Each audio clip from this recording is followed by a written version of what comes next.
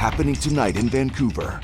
The province stands ready to assist. BC's bracing as Ottawa prepares to reopen Canada's border to some Americans starting next month and international travelers soon after. The Prime Minister is very much seized of concerns across the country about making sure that border services had the resources that they need.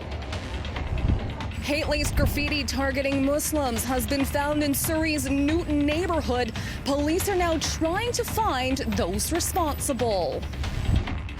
The shock is starting to wear off, and now a recovery effort is getting underway in Barrie, Ontario, not far from Toronto, where Thursday a tornado hit, leaving the community in shock. Now local officials saying help is on the way. This is City News everywhere. In just weeks, Canada will be taking the biggest border reopening step yet, allowing fully vaccinated Americans to come north. We have significant concerns about being ready. I've expressed that to the Prime Minister, and I have every confidence that he's going to meet those objectives. Horgan saying part of the discussion between premiers and the Prime Minister this week about reopening to travelers included having enough resource and staff at the border, like was an issue when entry restrictions started last year. The province stands ready to assist. We have not just land borders and air access points, but we also have a marine coastal border, and we're going to take as much energy as we can to put towards making sure we keep British Columbians safe. And testing capacity for those needing travel PCR tests. Provincial resources remain focused on testing for illness, not adventure. I know people trying to travel now are required to get private sector testing done, and the costs are prohibitive. Well, some officials may be nervous. Those separated from their families in the U.S. since 2020 are not. I was elated. It was almost like winning the lottery. It was like it had so many emotions. Canadian Peterson's toddler hasn't met her dad's side of the family. It'd be nice to be able to see her family and have my daughter get to know her uncles and, other side of the family. American Perry married his Canadian wife at Peace Arch last year so they could be together and misses his family. Both of them have the same first priority. It's going to be a huge sigh of relief to be able to embrace them and give them hugs. Definitely hug them. I'm not normally a hugger, but it's definitely something I am missing. The next step after fully immunized Americans are allowed to travel to Canada in August is welcoming vaccinated international travelers in September. The Prime Minister made a commitment that 2 doses of a World Health Organization approved vaccine is going to be required to enter Canada, and I think that's the type of assurance that we wanted to hear. And while he's anxious to hear details about the rest of the requirements for non-Canadians entering Canada, Horgan's reassured Ottawa is hearing BC's concerns and being cautious. He says some provinces were pushing for reopening next week instead of August. And also that BC's top doctor, Bonnie Henry, approves of the border changes and is part of the team setting the standards. I'm confident that the science is ruling the day right now, and if we see evidence that we need to shift, we'll shift. For City News in Victoria, I'm News 1130's Lisa Yuzda. There are 45 new cases of COVID-19 across the province tonight, and no new deaths have been reported in the last day. 60 people are currently in hospital, 12 are in the ICU. On the vaccine front, 80.6% of all eligible adults have 1 dose, and 53.2% are fully vaccinated. BC has doled out more than 6 million vaccine doses to date.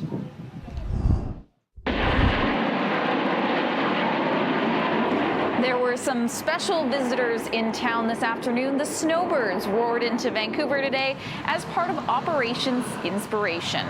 They put on a show for our local healthcare heroes who are working on the front lines of COVID-19.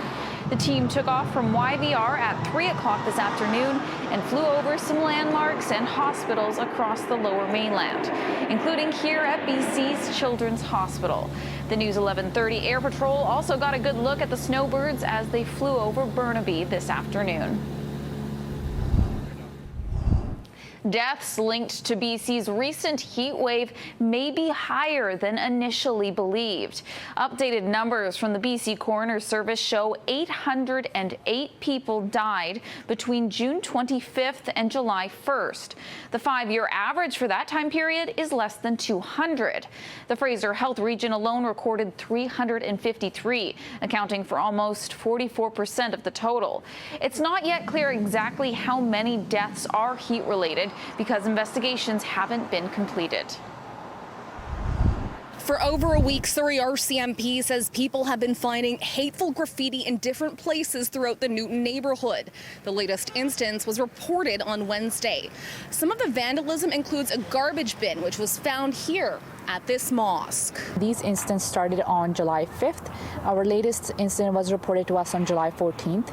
We're working with the community to identify individuals who are responsible for this graffiti. Right now, there are no suspects in the case, and Sangha says the investigation continues. We are in contact with the mosque representative, and we're doing everything we can to make sure the community feels safe to come to the mosque to do their prayers. This incident, when it took place 3 days ago, our children were actually leaving the premises, and the parents saw these writings on the light poles and then on the electric poles in all of the different places. This has been a difficult year for the Muslim community. It was early last month when a Muslim family of 5 was out for a walk in London, Ontario, and run down by someone driving a large black truck.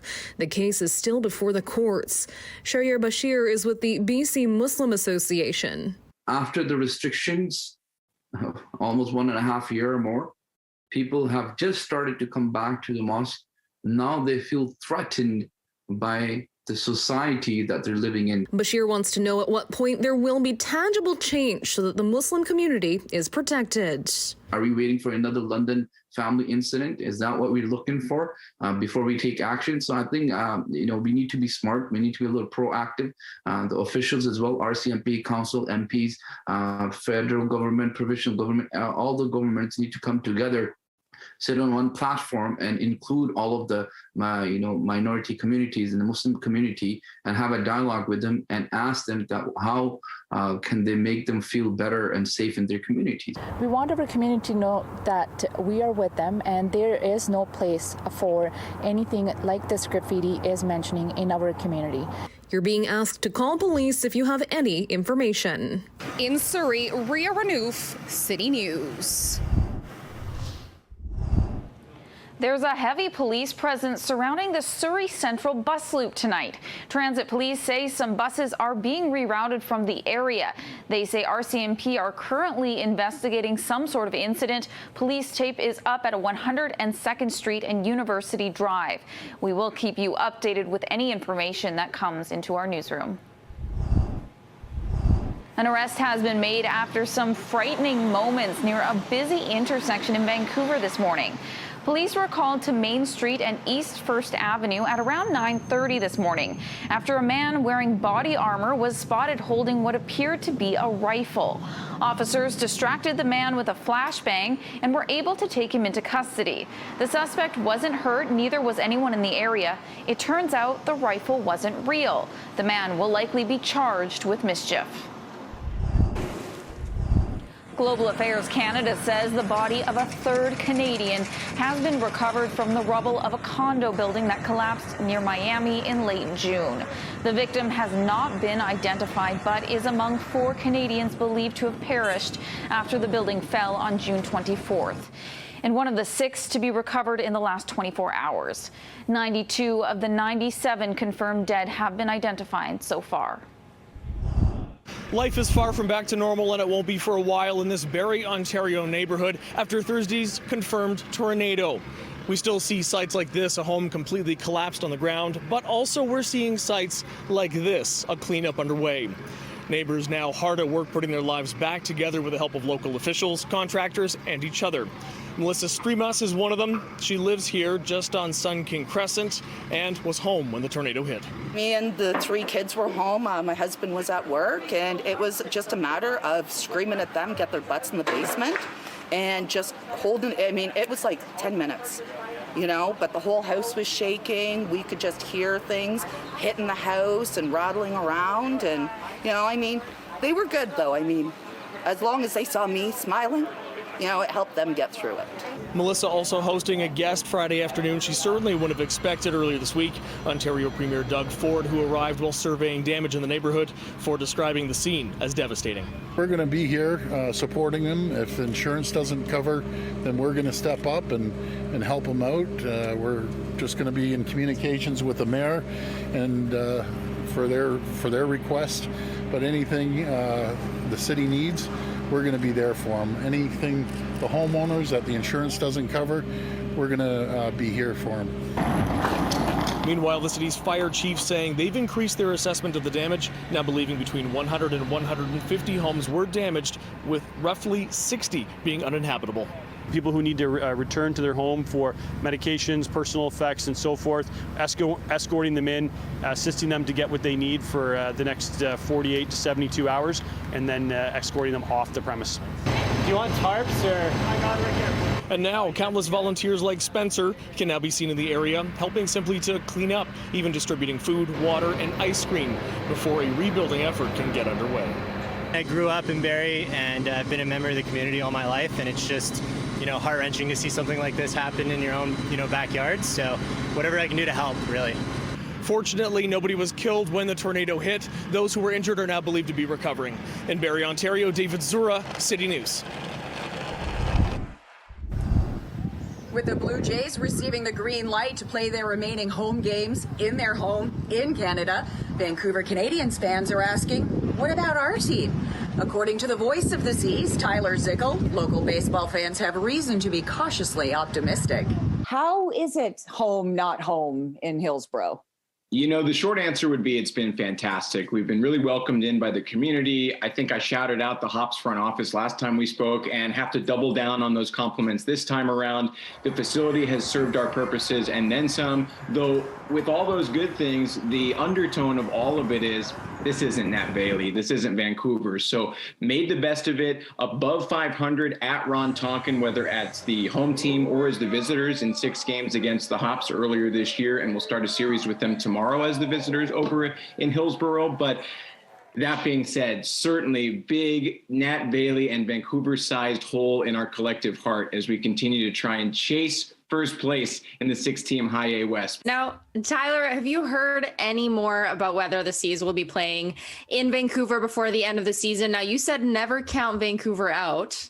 Rumor has it Andy Dunn was hoping the last 12 games would be played here at home. Now, what have you heard?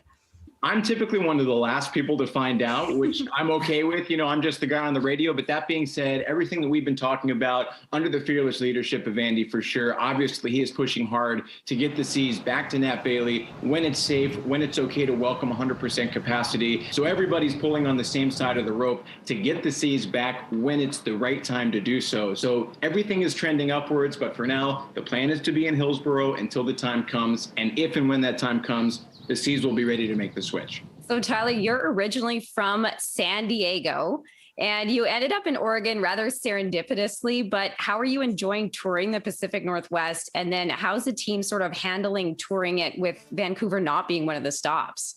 Personally, I've loved it. It's been a great adventure going to places like the Tri-Cities out in Eastern Washington, of Pasco, Kennewick, and Richland. I'd never been to Spokane before. Loved Avista Stadium. That's about as close as you can get to Nat Bailey while still staying in this league. Nothing's going to match the Nat. I think the 4 of us can attest to that. That being said, it's just been so great getting a chance to see these new ballparks, have an opportunity to meet some new people. And even though we're at home in Hillsborough, it still does feel a little bit like a visitor situation. As a team, these guys are really equipped to be able to play really wherever that they have the opportunity to suit it up. Certainly making the best they can given the situation. And I think the guys, at the end of the day, minor league baseball players, they know what the deal is. They're going to be showing up to play wherever it is they're told to play, and whenever the bus leaves, they're going to be on it. And you can hear Tyler calling the games on Sportsnet 650, your home of the Vancouver Canadians. For City News, I'm Sportsnet 650's Caroline Frawley. Vancouver's news is always available on the radio with News 1130 or online anytime at citynews1130.com. Your next edition of City News is tonight at 11. Happy Friday.